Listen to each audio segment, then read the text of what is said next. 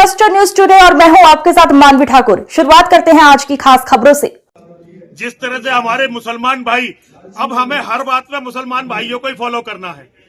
जिस तरह से हमारे मुसलमान भाई 15-15, 16-16 बच्चे पैदा करते हैं, इसी तरह से अब हमें उन्हें फॉलो करना है, उन्हीं की तरह काम करना है। एक बात आपने कही है कि बहु बेटियों पर गलत नजर डालते हैं। जी जी जी, इनसे तात्पर्य है? देखिए, मुसलमानों से तात्पर्य है, इस्लाम के जिहादियों से तात्पर्य है, उन सबसे तात्पर्य है जो मोहम्मद और कुरान में विश्वास रखते हैं। ये तो खुली बात है, वही दूसरों की बहन बेटियों पर गंदी निगाहें रखते हैं। सपा का नाराजगी भी है कि लाइसेंस नहीं बन पा रहे हैं, इसको लेके भी सपा आपने देखिए, कहा बहुत नाराजगी है। भारतीय जनता पार्टी की सरकार है, सारे हिंदुओं ने भारतीय जनता पार्टी की सरकार को बनाया है और ये अपने ही वोटर को, अपने ही लोगों को शस्त्र विहीन कर रहे हैं, लाइसेंस नहीं दे रहे हैं। तो मैं तो हर जगह जहां भी जा रहा हूं यही कह रहा हूं कि सब लोग सरकार पर दबाव बनाए कि सरकार ज्यादा से ज्यादा हिंदुओं को लाइसेंस दे। आपने कहा है कि समाजवादी का कुत्ता भी हथियार रखता है।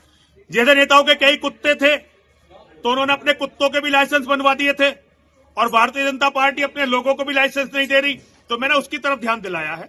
आपने आजम खान के परिवार में देखिए कितने लाइसेंस है, आजम खान के परिवार को देखिए कितने लाइसेंस है आजम खान के परिवार में, और ऐसे बहुत सारे नेता हैं उनके परिवारों में देखो कितने कितने लाइसेंस है।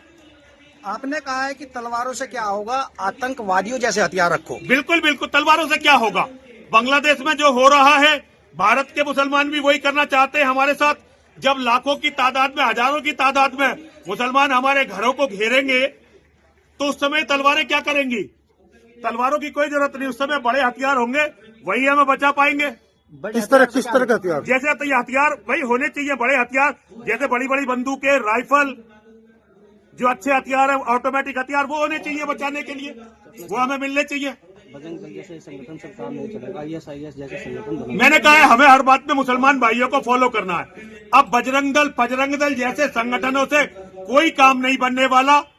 हमें संगठन ऐसे बनाने पड़ेंगे जैसे मुसलमान भाई तालिबान और ISIS बनाते हैं।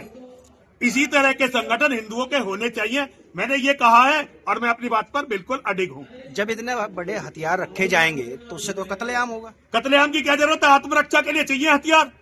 कत्लेआम क्यों करना चाहते हैं आप, फिर तो आप मुसलमान हो गए। कत्लेआम मत करिए, लेकिन आत्मरक्षा के लिए हथियार रखिए।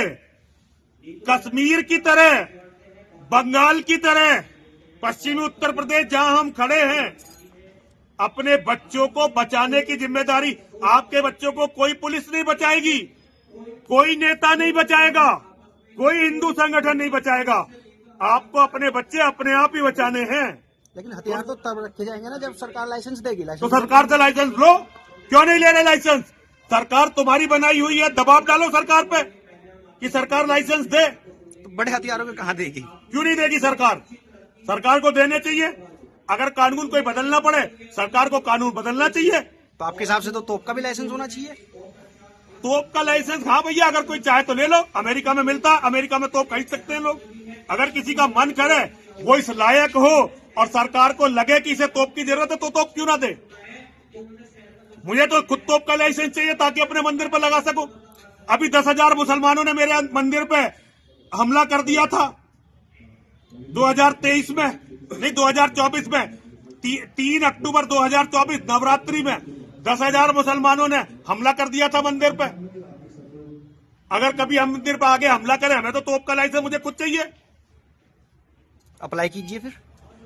बंदूक का मिल नहीं रहा, तोप का अप्लाई करवा रहे हो, लेकिन चाहिए भैया, करेंगे। आपने सुझाव दिया, अच्छा सुझाव है, मैं अप्लाई करता हूं इसके लिए। मैं कल